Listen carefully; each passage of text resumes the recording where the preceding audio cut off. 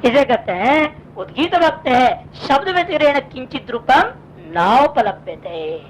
उद्गीत रूपा जो अवयव है उसका स्वरूप जो शब्द से भिन्न करके आप ढूंढोगे तो कोई स्वरूप की उपलब्धि ही नहीं होती।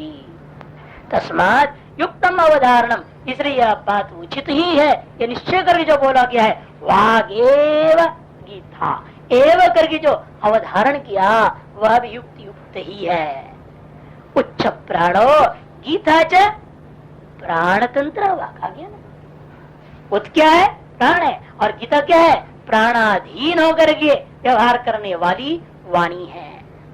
इति उभयम, वाणी से लक्षित यहाँ समस्त शब्द समूह या विधान रूपा। उभयम एक ही शब्द न भी देते, उन दोनों को एक शब्द के द्वारा तादात्म्य कहा जा रहा है। स उद्गीत, वह शब्द कौन है? उद्गीत, स उद्गीत का दिया। अब उक्त अर्थ जो प्राणोपासना के लिए आवश्यक गुणों का कथन किया, उसका फल बता दिया, सारा चीज बता चुके हैं। इसी अर्थ को दृढ़ करने के लिए एक कहानी आरंभ करते हैं कि प्राणोपासक की कितनी महिमा होती है। उसके लिए आख्यायिका आरंभ करते हैं। उक्तार्थदार्ढ्याय आख्यायिका आरभ्यते। उक्त अर्थ को दृढ़ करने के लिए ही एक आख्यायिका आरंभ करते हैं। प्राणोपासना में प्राण का महत्व को बताने के लिए उपासक को उपास्य में के विषय में जब तक अर्थवाद आदि के द्वारा प्रशंसा आदि प्राप्त नहीं होता है तो उपासक अपना उपास्य में निष्ठा बनती नहीं है। इसलिए आख्यायिका आरंभ हो रहा है। तद्धापि ब्रह्मदत्तश्चैकिताय नियो राजानं भक्ष्यन्नुवाच अयं त्यस्य राजा मूर्धानं विपातयतात् यत् इतो अयास्यांगिरसो अन्येन उदगायदिति वाचा च ह्येव स प्राणेन च उदगायदिति।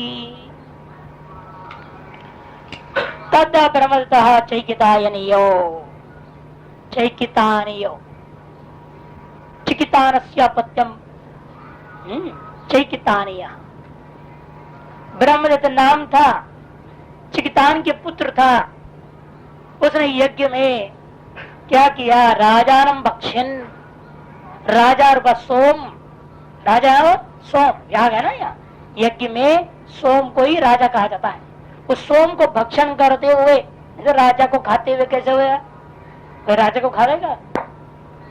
इधर राजा नाम है सोमान, सोमा, सोम का भक्षण करते हुए उवाच, उसने ऐसे कहा यदि मैं इस आंगी रस्सी को किसी अन्य साधन से उद्गान किया हो तो मेरा सर कट के गिर जाए। बोली यदि जिस साधनों से इसका प्राण की उपासना करनी चाहिए, उद्गान करना चाहिए, उस साधन से यदि नहीं किया हो, कौन है वो साधन?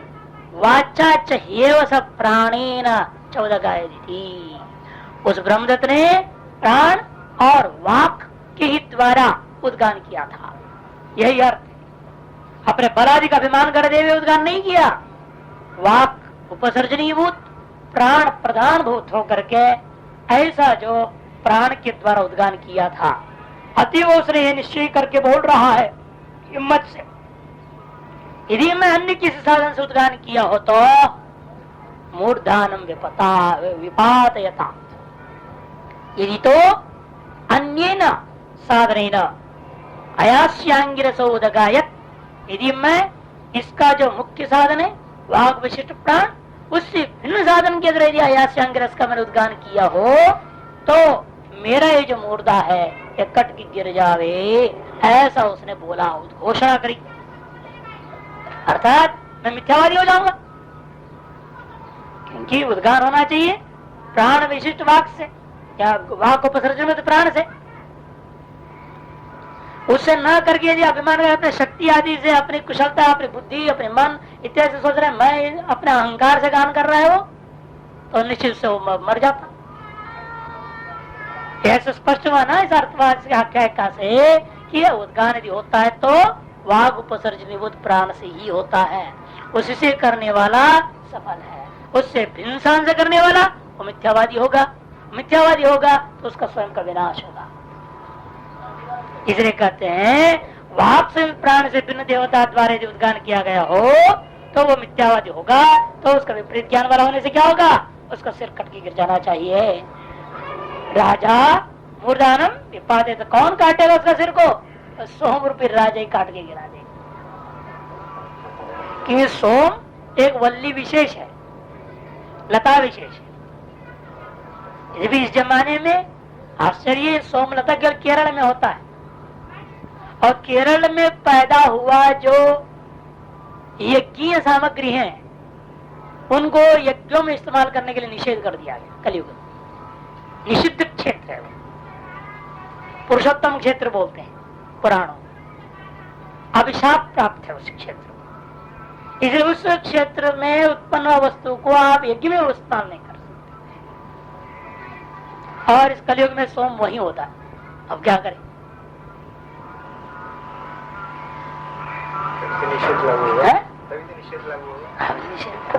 अब सोम्य जो कर रहे हैं क्या करें, इसलिए उसकी जगह पर एक दूसरी लता है जो आंध्रा में, कर्नाटक में, तमिलनाडु में, फिर महाराष्ट्र में भी होता है, उसे कुछ और नाम, अलग अलग प्रांतों के सब अलग अलग नाम है उसका, तो उसको माना गया, वेद में आया है उसका भी नाम। ये उसकी जगह पर क्या होगा, जैसे शरही प्रस्तावित था, उसके कहा भाई तो आप सरकंडा से करो, दरबई के जबर शरही, उसी प्रकार उस सोम की जगह पर इससे करो करके एक लता विशेष जो क्षीण लता वो भी है। इन दोनों में थोड़ा अंतर है। उसकी सोमलता की विशेषता क्या है, शुक्ल पक्ष में पत्ते बढ़ते हैं संख्या उसकी, कृष्ण पक्ष में पत्ते झड़ जाते हैं, 1 2 3 4 बढ़ते हैं, जब 15 पत्ता हो जाएगा उसमें पूर्णिमा तक, और प्रतिवर्ष एक एक गिरते जाएगा, फिर अमावस्या के दिन एक भी पत्ता नहीं निकलता। ये विलक्षणता है, सोमलता का पहचान है। लेकिन उसकी जो स्थानापन्न है दूसरा, वो ऐसा नहीं है, वो सजदा रहता है पत्ता उसमें। लेकिन श्रुति ने कहा है, इसलिए उसके साथ उसको लेकर के आजकल जहाँ कहीं थोड़ा बहुत सोम्या करते हैं लोग, उससे करते हैं। वो सोम रूपी राजा क्या हो जाता है, उसको पिया जाता है ना, सोमरस को पिया, वही जहर बन के उसको मार डालेगा।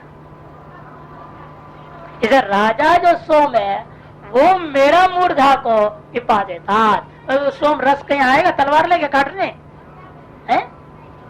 तात्पर्य यही है ना कि वह सोमरस जो भीतर पिया हुआ है, खाया हुआ है, वही जहर बन करके उसको खत्म कर देगा, यदि वो मिथ्या आगान करता है तो।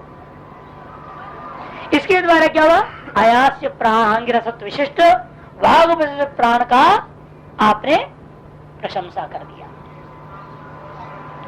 अतः वह प्राण इतना श्रेष्ठ है, जो भी हम काम करते हैं, कर्म करते हैं, वह उसी के माध्यम से होनी चाहिए, अन्य अहंकार मन बुद्धि आदियों से नहीं होना चाहिए। तद्धापि तत्र भाष्यकार, तद्धापि माने तत् माने तत्र, एतस्मिन् उक्ते अर्थे, तद् माने एतस्मिन् उक्ते अर्थे, ये आयास्यांग्रसत्वादि गुण से विशिष्ट उस प्राण में पदार्थ के विषय में आख्यायिका श्रूयते स्म, एक आख्यायिका भी प्रसिद्धि में श्रवण में आता है। ब्रह्मदत्तो नाम, नाम से ब्रह्मदत्त है। चिकितान से अपत्यम चैकितान, चिकितान का पुत्र होने से उसका नाम चैकितान भी हो गया। तद अपत्यम युवा, अथवा उसका अपत्य जो चैकितान हो गया, उसका अपत्य जो युवा उसको चैकितान, चिकितान का बेटा चैकितान अण हो गया है ना, नहीं अण पहले करो ना, चैकितान, चिकितान से अपत्यम चैकितान अण होगा नहीं होगा, फिर उसके बाद क्या करना, तस युवापत्यम कर दो, अब हो गया ढक, और ये होकर के चिकितानेयो ऐसे बन गया। अर्थात चिकितान का परपोता, चिकितान के बेटा का बेटा का बेटा का बेटा, मैंने चिकितान की बेटा है चैकितान, चैकितान का चौथा पीढ़ी रहना पड़ेगा। चिकितान चैकितान का बेटा अपत्य हो गया, पोता गोत्र हो गया, उसका जो बेटा वो युवा होता है, अर्थात चिकितान का 5वां पीढ़ी। चिकितान का बेटा चैकितायन, चैकितान का बेटा एक होगा, उसका बेटा को गोत्र कहेंगे, बेटा को अपत्य और बेटे का बेटे को गोत्र, और गोत्र का भी जो बेटा होता है, पोता का भी बेटा, वो हो गया युवा अपत्य। अतः चैकितान के स्वयं का चौथा है, अर्थात चिकितान का पांचवा माननी पड़ेगी। तो चिकितान के पांचवी पीढ़ी वाला यह ब्रह्मदत्त था। अतः इसलिए भी कह रहे हैं जान करके, यह वंश दर वंश से यह प्राणोपासना करने वाली ये श्रेष्ठ कुल है। आप कुलों में क्या देख रहे हैं, आज भी आप अनुभव करके देखते हो, उत्तर उत्तर क्या होता है, विद्या काम कर्म सब क्षीण होते जाता है। ये तो देख रहे हैं आप, उत्तर उत्तर आपके पिता जैसे थे, जितना शक्तिशाली थे, जितना समर्थवान थे, जितना सब कुछ था, उससे भी उनके पिता और ज्यादा थे, उससे पिता और ज्यादा थे। भले आप भौतिक दृष्टि से कहोगे, अरे हमारे पिता को कंप्यूटर नहीं चलाना आता और हमको कंप्यूटर चलाना आता, हम तो बड़े बुद्धिमान हो गए हैं। नहीं, बुद्धिमान नहीं तो मूर्ख हो गया। और क्यों, तेरा बुद्धि में कुछ भी नहीं, जो कुछ भी कंप्यूटर में है। और उनकी बुद्धि ऐसे चारों वेद कंटस्ट कर लेते थे, और उनकी तुलना तुम क्या हो, जीरो। कंप्यूटर चलाने आने से तुम बुद्धिमान थोड़े हो गए।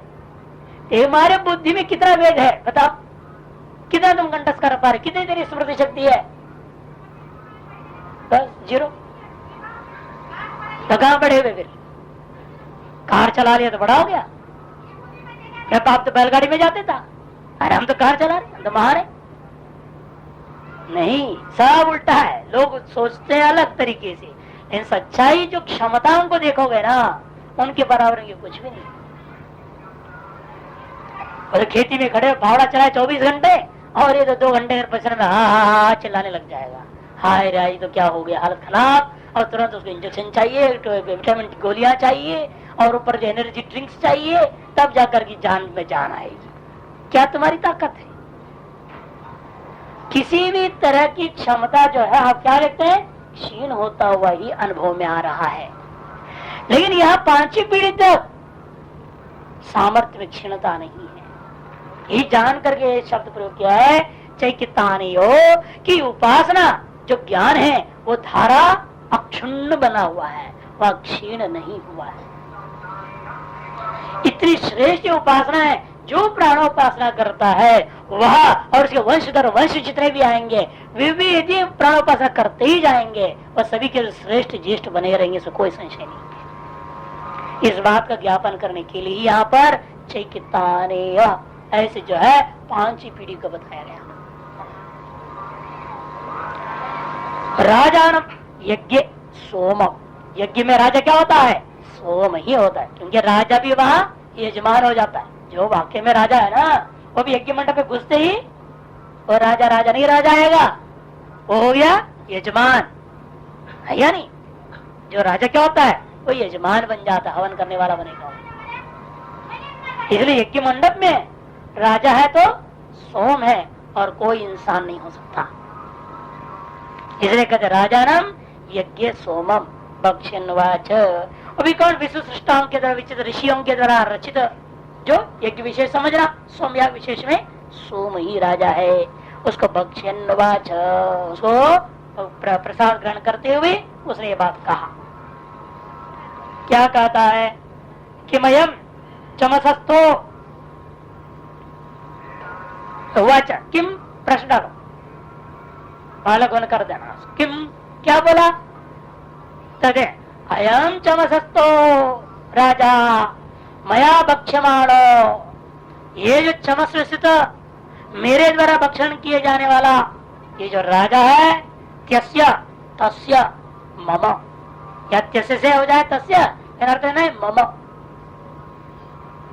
अनृतवादी लो, यदि मैं झूठ बोल रहा हूं तो मूर्धानम शिरो विपातयतात विस्पष्टम पातयतो, विस्पष्ट मेरा विनाश ही हो जाए, सर कट के गिर जाए, का मतलब क्या, हमारी मौत हो गई यदि मैं अनृत कथन करता हूं तो। यहाँ पर भी विपातयतात हो गया ना, वो तू को तातंग हो गया, तोर अयम तातंगादेश, तोर अयम तू का षष्ठी तो हो अयम तातंगादेश, किस अर्थ भी आशीषी, ऐसी वो इच्छा कर रहा है, ऐसी आशा कर रहा है, यदि मैं गलत बोलता हूं तो मेरा गला कट गिर जाए, ऐसे वो अभिलाषा करता है। लोट विपात आश्रलिंग में यहाँ प्रयोग हुआ है और लोट आशीषी लोट, आश्रलिंग वाला लोट आशीषी लोट समझना, जो विद्यादि लोट नहीं है। यहाँ विद्यादि अर्थ में आशीषी लिंग लोट दोनों होता है, नहीं होता है, यहाँ आशीषी में लोट प्रयोग हुआ है, ऐसे समझो, इसलिए विपात रूप हुआ। यदि हम अनृतवादी श्याम इत्यर्थ कहने का मतलब, यदि मैं अनृतवादी हूँ तो अवश्य ऐसा होवे। खत्म पूर्ण अनृतवादी तुम प्राप्ति, अरे अनृतवादी तो कैसे प्राप्त हो जाएगा उसको? उच्चते यदि, यद मने यदि, यद इतो अयास्य मंत्र में यद कर दिया, यदि इता मने अस्मात् प्रकृतात् प्राणात् वाक् संयुक्ता, यह जो प्रकृत वाक् स्पर्शभूत जो प्राण, उस प्राण से भिन्न कौन है वो प्राण? कैसे है? अयास्य मुख्य प्राण विधायक अयास्य अंगिर शब्द है ना विद्यते, मुख्य प्राण का विधायक होने से उसको अयास्य नाम से भी कहा जा रहा है और अंगिर शब्द के द्वारा भी कहा जा रहा है। ये विश्व सजाम पूर्वर्षिणान्वा सत्र, विश्व सृष्टा अर्थात जो प्रजापतियों का सत्र याग में अथवा पूर्व ऋषियों का जो सत्र याग में उद्गाता, जो उद्गाता है वह कहता है सो अन्येन देवतांत्रेण वाक् प्राण व्यतिरिक्तेन उदगायत उद्गानं कृतवान चेत, ऐसा ध्यान कर लेना। यदि मेरे इस यज्ञ कर्म में ये जो उद्गाता है वह अन्येन माने देवतांतरेण, कौन देवता से भिन्न? ये जो वाक् विशिष्ट प्राण भिन्न से भिन्न देवता के द्वारा यदि उद्गान किया हो तो ततो हम अनृतवादी श्याम, फिर तो मैं अनृतवादी हो जाऊंगा। तस्य मम, ऐसा जो अनृतवादी मेरा देवता विपरीत प्रतिपत्तो, देवता का विपरीत ग्रहण करने वाला होने से मूर्धान विपाते तु इत्यं शपथम चकार, मेरा मूर्धा कट के गिर जावे, ऐसा उसने पूरी सभा में उस चमस पात्र को उठा करके यजमान होता हुआ ब्रह्मदत्त ने जब सोम का भक्षण करने लगा, ऐसी जबरदस्त घोषणा कर दी। कितनी उसके अंदर इसका मतलब उपासना का बल था, हिम्मत। आज जो है अपने देश का भी हो चाहे कोई भी व्यक्ति हो, अपनी छाती पर हाथ रख के बोल नहीं सकता ठोक करके कि मैं जिंदगी में कभी झूठ नहीं बोला है, मैं अनृतवादी नहीं हूँ। कोई कहे तो हिम्मत करे, कोई नहीं कर सकता। वो बोले तो झूठी बोल रहा है, वो भी झूठा ही है। समस्या तो ये ना। और अशुपति की राजा छांदोग्य में आता है, पूरा देश की ठेका लेकर बोल रहा है मेरा देश में कोई झूठ बोलने वाला नहीं। हाँ बताओ, सारी जनता में से कोई नहीं पैदा हुआ, कोई झूठ ही नहीं बोल रहा। कैसी रही होगी वह वैदिक युग कालीन जो हमारे भारत देश, जहाँ राजा बोल रहा है साफ साफ कि हमारा देश कोई और विद्वान नहीं, यहाँ तो सब 10वीं फेल 8वीं फेल बहुत मिलती है, हमारे देश कोई अविद्वान ही नहीं है, ऐसा बोल रहा। अनाहित अग्नि वाला कोई नहीं, सब पाहित अग्नि वाले, सब अग्निहोत्री है, ऐसा सब बोलता है। और यहाँ तो अपना खड़े होकर ब्रह्मदत्त बोल रहा है कि मंडप में कि यदि ऐसा हो तो मैं अनृतवादी हूँ तो मेरा गला कट के गिर जाए, मुझे कोई परवाह नहीं है, क्योंकि मेरा दृढ़ विश्वास है मैं भी प्राणोपासना किया हूँ और मैंने ऐसे उद्गाता को चयन किया हूँ जो प्राणोपासक है और निश्चित रूप से वह प्राण में निष्ठा रखता हुआ उद्गान किया है। अतएव मैं जजमान इस पर ठेका लेकर बोलता हूँ कि यदि मैं गलत बोल रहा हूँ तो मेरा गर्दन कट के गिर जाए। इतनी बड़ी बात कहने के लिए स्वयं में कितना विश्वास, और ये भी विश्वास होनी चाहिए ना कि मेरे द्वारा जो नौकर लिया गया है कर्मकांड करने के लिए, जो ऋत्विक के उद्गाता को लिया है वो भी इतना ही परिपक्व है। ये दृढ़ निश्चय होना करिए ना। आप जैसे आप बड़े कर्मकांडी, आपको निष्ठा है सब कुछ है, इन जिस पंडित को वर्ण किए हो खैनी नहीं खाएगा कभी, क्या मालूम। सवेरे सोच जाने से बड़े चुप्पे से खा लेगा वो। अरे आजकल के लोग ऐसे हैं, बड़ा मुश्किल है ना। उसको लिए बिना तो कहते शौच ही नहीं होता है, अब क्या करोगे उसको, मुसीबत है। तो इतनी दृढ़ निश्चय होना चाहिए ना, ऐसा श्रेष्ठ प्राणोपासक है और शास्त्र आचरण की विरुद्ध आचरण वाला नहीं है मेरा ऋत्विक। इतना उस ऋत्विक पर भरोसा और अपने ऊपर भरोसा, वही व्यक्ति ऐसे बोल सकता है। इससे 2-3 बातें ज्ञापन, और इसलिए मैं कह रहा हूँ ये सारी बात क्योंकि आगे बताएंगे इससे ज्ञापन होता है क्या, वो बताएंगे। जो भी यजमान आज भी है यज्ञ में, वो ऐसे ही ऋत्विक को उद्गाता बनाना चाहिए, जो इतना अयास्यांग्रसत्व, बृहस्पतित्व, ब्राह्मणस्पतित्व इत्यादि गुण, उद्गातृत्व रूपी गुण विशिष्ट प्राण की उपासना में हो, ऐसे ही व्यक्ति को उद्गाता बनाना चाहिए। क्योंकि ऐसे ही व्यक्ति के अंदर स्वर भी सुस्वर होगा। जिसका प्राण सही है उसका स्वर भी स्वतः सही हो जाता है, जिसका प्राण में कमजोरी है उसका स्वर भी अशुद्ध ही रहेगा, झड़कड़ा जाएगा। इसलिए यहाँ पर सब बात कह रहे हैं आगे, और विस्तार से भाषा स्पष्ट करने वाले हैं, देख लीजिएगा। इति विज्ञाने छपदम चकार, इति विज्ञाने प्रत्यय दाढ़ कर्तव्यता दर्शेती, है ना, उसकी अपनी उपासना कृत ज्ञान की दृढ़ता का दाढ़ कर्तव्यता दर्शेती, प्रत्यय दाढ़ कर्तव्यता, स्व उपासना में जो गुणादियों से विशिष्ट जो अपना उपास्य का ज्ञान दृढ़ होनी चाहिए। यदि उपास्य का ज्ञान मजबूत नहीं है, अब उपासना कैसे ठीक से कर पाओगे? आपको उपास्य का स्वरूप ही, आप बोल रहे हम लोग ध्यान करते हैं, भगवान का भजन करता हूँ, ये करता हूँ, वो करता हूँ, उससे पूछो भाई आंख बंद किए बैठ रहे हो, तुमको क्या दिखाई देता है? क्या दिखाई देता है आंख बंद करके बैठने से? यदि उसका ध्येय जो उपास्य परमात्मा नहीं दिखाई दिया, फिर वो ध्यान ही नहीं किया। आप आंख बंद करके बैठते हैं और आपका अपना उपास्य झलक झटी के सामने उत्पन्न नहीं हो रहा है, इसका मतलब आप अभी ध्यान करने योग्य ही नहीं हुए हैं। इस श्लोक का उच्चारण करने के बाद भी नहीं जागृत होती है वो स्वरूप, फिर वो तो आपकी उपासना के योग्य ही नहीं है। रत्न कल्पित बोलोगे और वहां पर वैसे सब अनुभव आना चाहिए, अपने अंतःकरण में दिखाई देना चाहिए। मानस पूजा कैसे करोगे? नहीं, और थाली नहीं दिख रही है, आप बोल पड़े केवल नहीं, सोने की थाली में भोग लगा रहा हूँ और मन बोल रहा है, लेकिन सामने सोने की थाली भी नहीं, उस दिन कोई भोजन भी नहीं, क्या फायदा?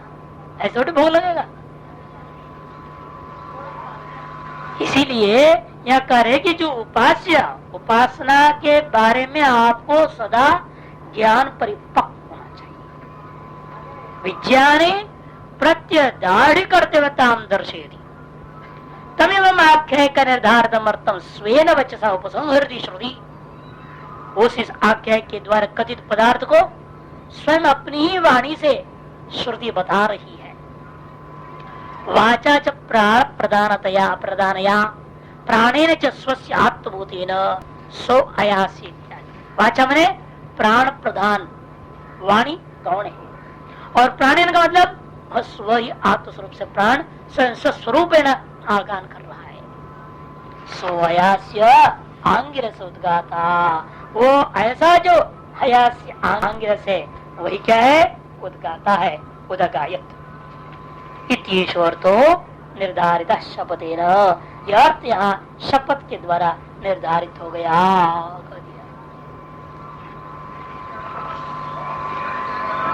शब्द से स्वातंत्र्य अप्रामाण्यपि श्रुति मूलतः अप्रामाण्यम सिद्ध। यद्यपि शपथ क्या है? स्वतंत्र रूपेण प्रमाण नहीं है, फिर भी जो है श्रुति द्वारा अप्रमाण बन जाता है। पूर्व पृष्ठ बोल रहा हूँ 137 पृष्ठ आनंद अंतिम पंक्ति।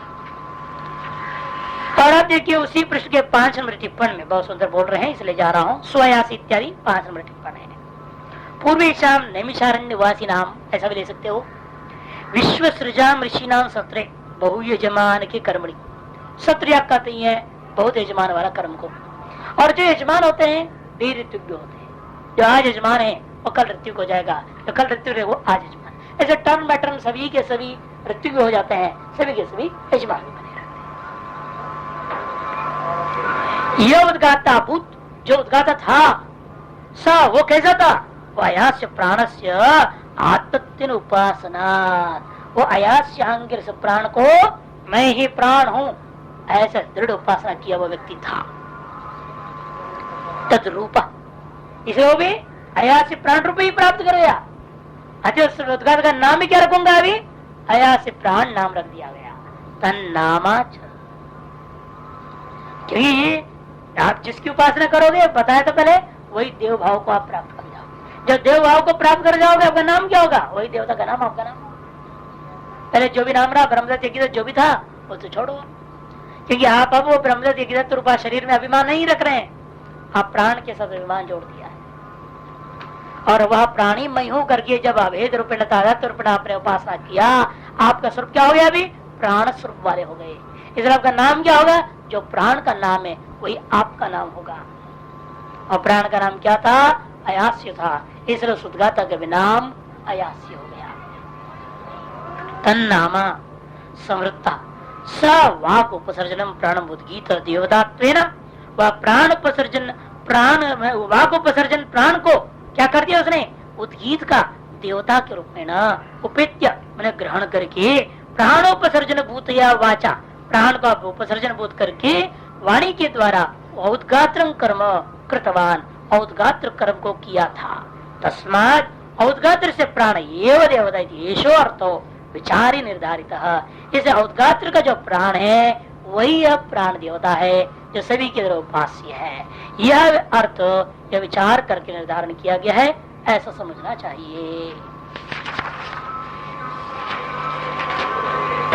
अच्छा, तस्यैतस्य साम्न यः स्वं वेद भवति हास्य स्वं तस्य वै स्वर एव स्वं तस्मादार्तिज्यं करिष्यन् वाच स्वरमिच्छेत तया वाचा स्वर संपन्नया आर्तिज्यं कुर्यात् तस्माद् यज्ञे स्वरवन्तं दिदृक्षन्द एव अथो यस्य स्वं भवति भवति हास्य स्वं य एवं वेतत् साम्नः स्वं वेद। तस्य हेतुस्य साम्नो, जो उस इस साम शब्दवाच्य, साम किसका नाम पड़ा था? प्राण का नाम साम हो गया था ना, प्राण का नाम साम था। सा वाक था, आम प्राण था, और वो परस्पर अन्योन्यता होकर के साम ही प्राण है ये कह दिया था।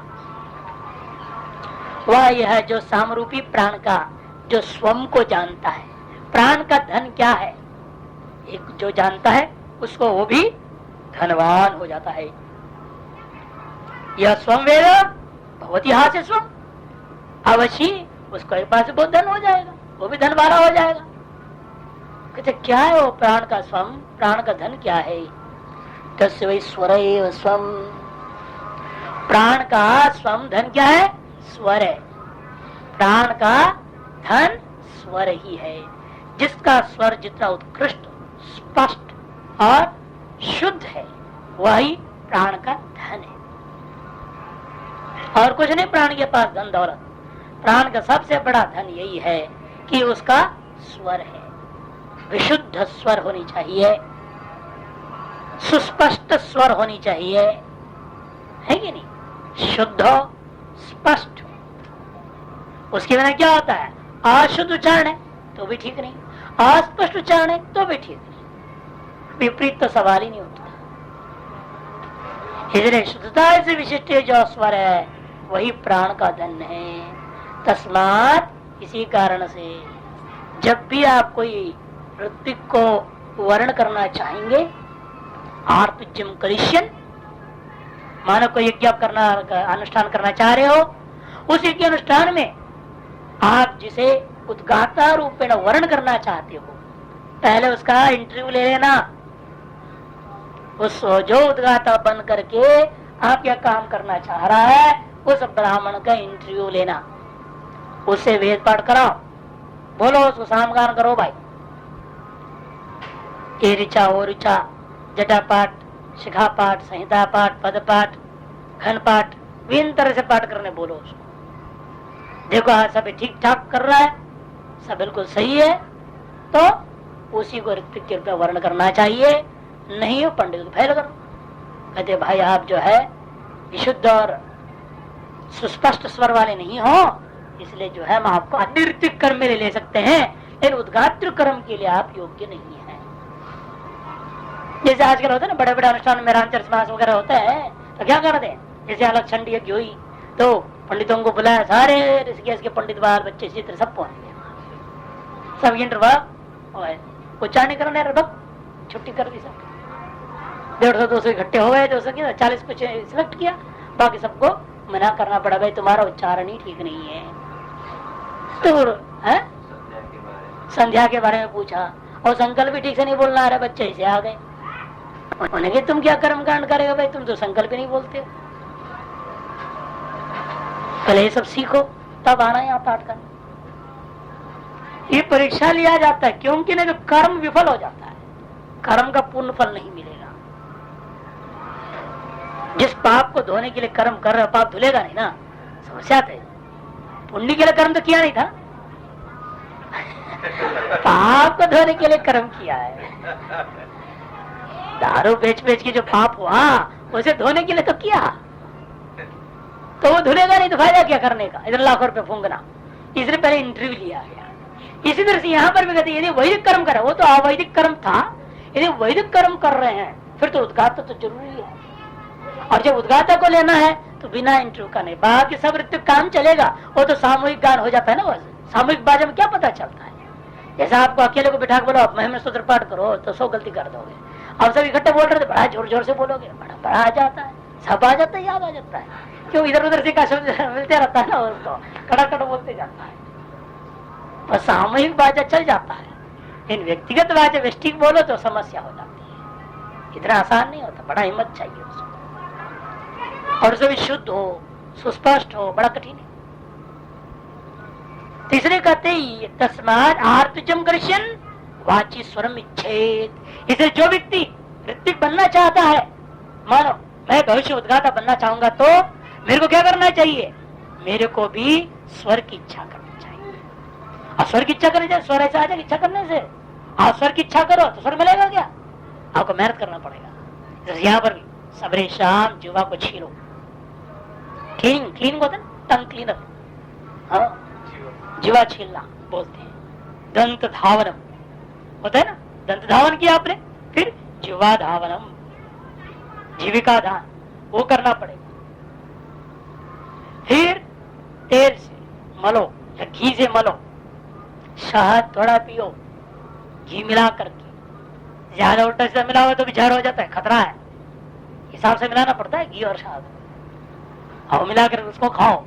नहीं, ये सब स्वर को बनाने की तरीका। और सवेरे ब्रह्म मुहूर्त पे ऊपर बैठ जाओ छत पे, 4 से 5 बजे तक आलाप करो, तब स्वर खुलता है, सुस्पष्ट और विशुद्ध स्वर बनता है। तो उस स्वर से आप गायन कीजिए तो भी वो ऋतिक होने लायक बनता है।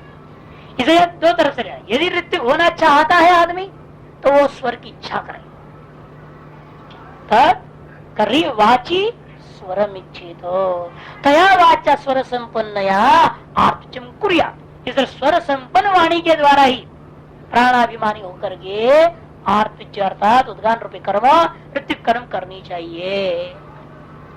तस्माद् यज्ञ, इसलिए जो कोई भी यजमान यज्ञ कर रहा हो उसको यज्ञ में क्या करना चाहिए, स्वरवंदन छंद। सभी चाहते हैं एक अच्छा स्वर वाला पंडित मेरे को उद्गाता में मिल जावे, ऐसा ही ढूंढते हैं सभी। जैसे इस दुनिया में क्या है, धनवान को सभी देखना चाहते हैं। धनवान को कौन नहीं देखना चाह रहा है, बड़े बड़े मंडलेश्वर लोग भी इंतजार करते रहते हैं कब धनवान को सेठ आ जाए। नहीं, एक महामंडलेश्वर स्वामी रामेश्वर आनंद गिरी भूतपूर्व चुनाव खड़े का आचार्य महामंडलेश्वर थे। ये लोकेश आनंद जी से भी पहले थे, अभी तो अवधेश आनंद है, इससे पहले लोकेश आनंद, उससे भी पहले थे रामेश्वर आनंद।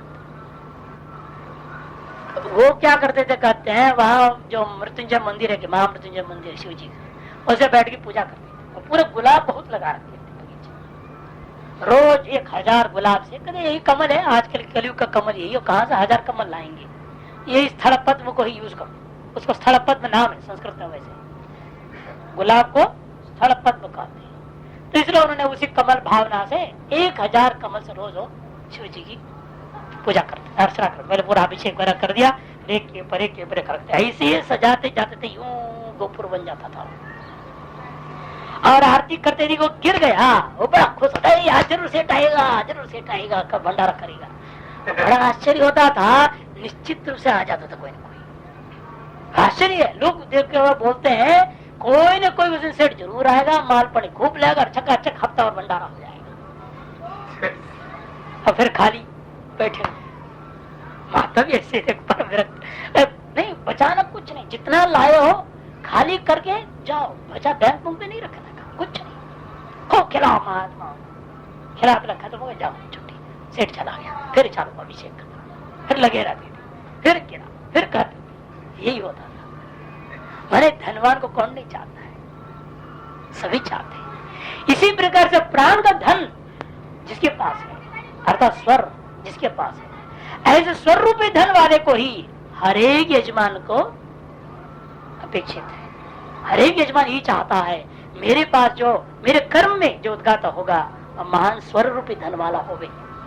स्वर रूपी धन वाले को ही देखना चाहता है हर एक यजमान, यथा जैसे हर एक इंसान इस संसार में धनवान पुरुष को देखना चाहता है। अथो यस्य स्वं भवति, ये दृष्टांत बताए। अब फल बता रहे, भवति हास्य स्वं एवं एतत् सामना स्वमेधा। जो इस प्रकार से जो प्राण उपासना करने वाला ऋत्विक है वो क्या है, जो वो इस ईश्वर रूपी धन को जानता है तो वह अवश्य ही धन वाला होगा। कि हर व्यक्ति बोले आप आइए हमारे यहाँ, आप आइए हमारे यहाँ, सभी उसको बुला के ले जाएंगे। जैसे आजकल जो है बड़े बड़े नामी संगीतकारों को नहीं बुलाते लोग, हमारे यहाँ आ जाओ, अरे नहीं हम 1 लाख रुपया लेंगे, हाँ कोई बात नहीं आप 1.5 ले लो लेकिन आ जाओ हमारे यहाँ। लोग देने को तैयार है। बड़े बड़े भीमसेन जोशी वगैरह को बुला तो लाख रुपया देना पड़ता है। हो आएंगे और 3 घंटे में टू टू करते आधे घंटे खराब कर देते हैं और 2 घंटे मुश्किल से गाते हैं और उसमें 1 लाख रुपए लेके चले जाते हैं। साधारण संगीत वाले, और साम गान तो बड़ा उत्कृष्ट चीज है या नहीं। इसलिए ये संसार में भी देखा गया स्वरूपी धन वाले के पास भी धन होता है, भौतिक धन में प्राप्त होता है। उसी प्रकार यहाँ भी समझना है। एक भाष्य देखिए और विचार, तस्येति प्रकृतं प्राणम अभिसंबध्नाति,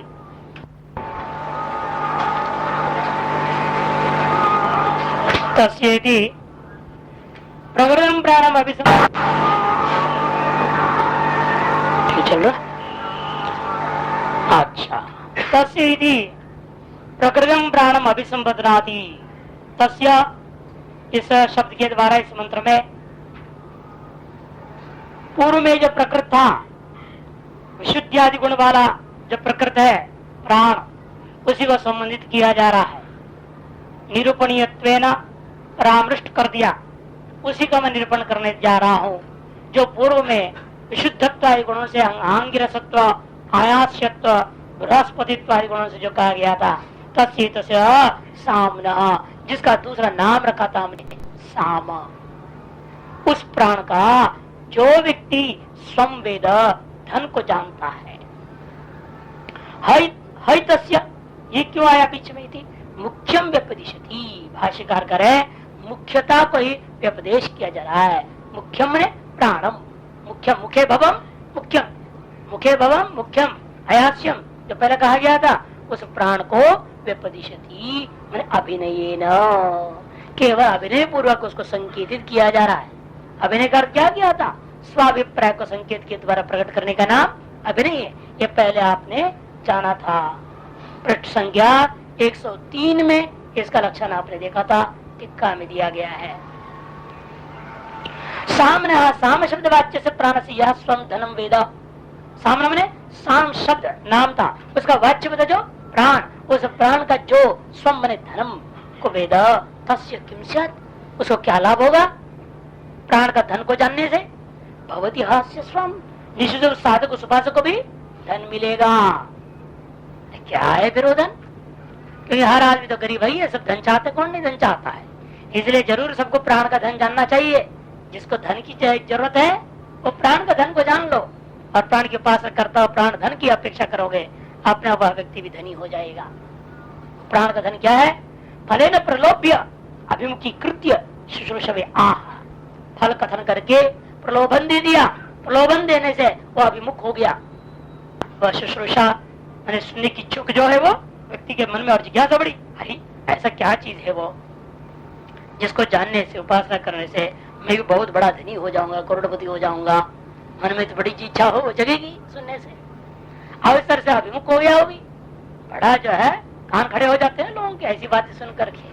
हाँ हाँ ऐसा भी होता है, बताओ भाई जल्दी बताओ क्या है वो। कदा तो सुनाते जाओ, सुनो। तस्य वै सामना स्वर एव स्वम, और साम रूपी प्राण का धन क्या है? स्वर है। स्वर यदि कंठगत माधुर्यम, स्वर से ध्यान लेना, कंठगत जो माधुर्य था, तदेव स्वम भूषणम, वही इस प्राण का धन है, अर्थात भूषण के समान है। तेन ही भूषितम वृद्धि लक्ष्यते उद्गानम, उसी से स्वर के द्वारा भूषित होने पर ही उद्गान करता वृद्धि से लक्षित वृद्धिमत लक्ष्यते, भूषितम वृद्धिमत लक्ष्यते, धनवत लक्ष्यते।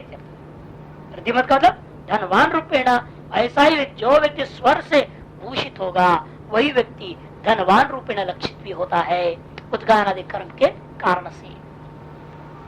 यस्माद एवं तस्माद आर्तुच्च मृत्यु कर्मोद्गानम करिष्यन् वाची विषय वाची वागाश्रुतम स्वरम इच्छेता। अरे जो व्यक्ति, इसलिए जिसलिए ऐसा है, इसलिए जो व्यक्ति आर्तुच्च माने ऋत्विक कर्म, कौन सा कर्म? उसमें भी उद्गान रूपी कर्म करना जो चाहता है, जो करे, जो उद्गाता बनना चाहता है, अर्थात यज्ञों में मेरे को उद्गात्र पद मिले ऐसा जो चाहता है, उद्गात्र कर्म करने की इच्छा जो रखता है, उद्गाता बनना जो चाहता है, वह व्यक्ति क्या करना चाहिए? वाची विषय, वाग विषय में, अर्थात वाची वागाश्रितम, वाची कर दिया, वागाश्रित जो स्वर विषय, स्वर के विषय में स्वरम इच्छेत, स्वर की इच्छा करनी चाहिए। सामनो धनवत्ताम स्वरेण चिकीर्षुर उद्गाता, इसी साम के माध्यम से धनवत्ता को स्वर के द्वारा ही उद्गाता को करनी इच्छा करनी चाहिए। उद्गाता धनवत्ता स्वरेण चिकीर्षु उद्गाता, स्वरेण धनवत्ताम चिकीर्षु उद्गाता। सामने की कहते देखो, जो शक्ति उद्गान कर्म के द्वारा धनवत्ता को इच्छा कर रहा है, वह व्यक्ति को साम का स्वर के द्वारा, मैंने प्राण का धनभूता स्वर के द्वारा ही अपने धनवत्ता को प्राप्त करने की इच्छा करनी चाहिए। और कई होते हैं, अरे क्या करें, इस समय तो गला खराब है, बड़ा पिछले 5-6 दिन से बड़ा खांसी चल रहा था, जुकाम हो रखा था, अरे जैसे तैसे आपके यहाँ आने के लिए हमने थोड़ा बहुत दवा दुआ खा करके आ गया। अरे है ही ऐसे गधे का स्वर, क्या करें? उनसे कैसे कहें कि हमारा गला ही खराब है, ऐसा ही होता, और उसे तो बहाना बना देते हैं, झूठ बोलते हैं। इस तरह से धन कमाना नहीं चाहिए। शास्त्रकार कह रहे हैं इस प्रकार से झूठ आदि बोल करके धन कमाना नहीं चाहिए, बल्कि इस प्राण का धनभूत स्वर को वास्तविक से पहले पता ना, तेल आदि से जो है दंत मंजन आदि के द्वारा अनेक प्रक्रियाओं से जीव का धावन, जीविका को जो छीलना पड़ता है ना, वो अनेक प्रक्रियाएं हैं, उसकी अलग अलग प्रक्रिया है। मक्खन लगा करके उसको जो खींचते हैं, उसको जो मालिश करते हैं कि लंबी हो जाए थोड़ी जीवा, पतली हो जाए जीवा, अनेक प्रक्रिया अपनाया जाता है। तो उस प्रक्रिया को अपनाओ, पहले प्राण का धनभूता स्वर को प्राप्त करो और स्वर के द्वारा ही धनवान होने की इच्छा उद्गाता को करनी चाहिए। इधर तो प्रासंगिकम विधीयत है, लेकिन तो प्रासंगिक कथन मात्र हुआ है, क्यों? वास्तविक प्रकार से हमारा मतलब अलग ही है, बोध कराना, इसलिए कहते इदम तो प्रासंगिकम विधीयते। सामनः सौस्वरेण स्वरवत्व प्रत्यय, स्वरवत्व होने चाहिए, स्वत्व हो गया है। सामना सौस्वर्येण, उद्गाता का, सामना के तात्पर्य उद्गाता स्वयं, साम गान करने वाला, उस उद्गाता की अपनी सुस्वरता के कारण से, माधुर्य स्वरगत माधुर्यदारी के कारण से स्वरवत्व प्रत्यय कर्तव्य है। स्वरवत्व का मैं स्वरवान हो जाऊं, ऐसा ज्ञान के कर्तव्य में, इच्छा के विषय में, इच्छा मात्र स्वस्वरम न भवति, लेकिन ऐसा प्रत्यय कर्तव्य इच्छा मात्र स्वस्वरम न भवति, इन इच्छा मात्र से स्वशौर्य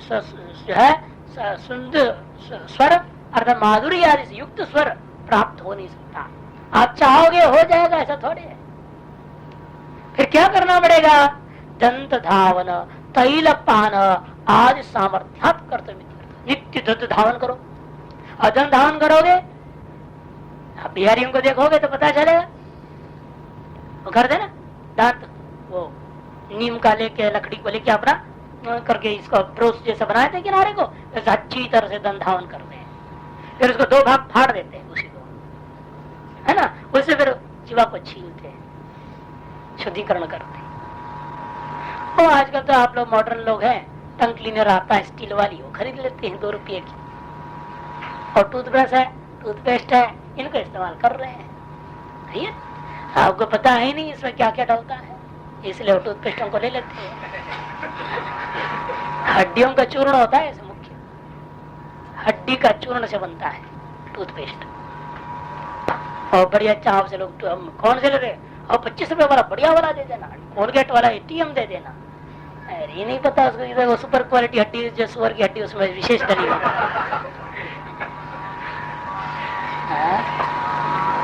जो जितना अलग अलग जानवर की हड्डी की अलग अलग क्वालिटी है। ये हम मजाक नहीं कर, सच्चाई बता रहा हूँ। एक चॉइस आता है टूथपेस्ट, सुना आपने? चॉइस सुना होगा आपने, गुजरात में बनता है। उसके मालिक एक बार जब हम लोग हरिद्वार में रहते थे, उनका बेटा, एक ही बेटा, विकलांग बेटा है, तो बड़े महात्मा में घूमने लगे, भाई किसी तरह से कृपा हो जाए बेटा की। तो किसी ने बोला कि वहां जाओ, वो महाराज एक है वहां पर, रोज तो देखते कुछ बताएंगे, जाओ उधर। तो वहां आ गया, तो भाई देखो, हमने कहा हम तो साधारण यहाँ रहते हैं, यहाँ के मंडलेश्वर जी से मिलो। मंडलेश्वर जी ने देखे तो भाई करोड़पति आदमी है, उसको रुद्र याद कर दो, ये कर दो, वो कर दो, बोल दिया। अरे चलो, करोड़पति रुपया है, कर रहा है।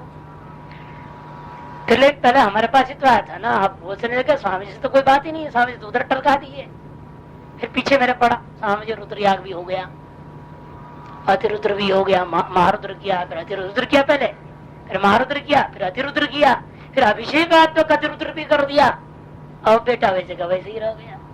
तो क्या करें फिर? अब उसने सोचा अब काम चलेगा नहीं, और फिर बाहर रुका, आश्रम रुकना ही बंद कर दिया। एक होटल पास में है वहाँ शिवा, उसमें रुका, रुक करके जो है गाड़ी पे ड्राइवर को भेज दिया, जाओ स्वामी जी को ले आओ यहाँ। हम गए, कुंडली उंडली देखा, हमने कहा भाई क्या करे, बच्चे का कर्म जो भी है, तुम्हारा कर्म भी तो ठीक नहीं ना, जितना तुमने कमाया है वो सब इसी में जाएगा, और जिंदगी भर इसको तुम सेवा करोगे, मरेगा भी नहीं है और ठीक भी नहीं होएगा, लगे रहो तुम लाखों रुपए खर्च करते जाओ इसी तरह।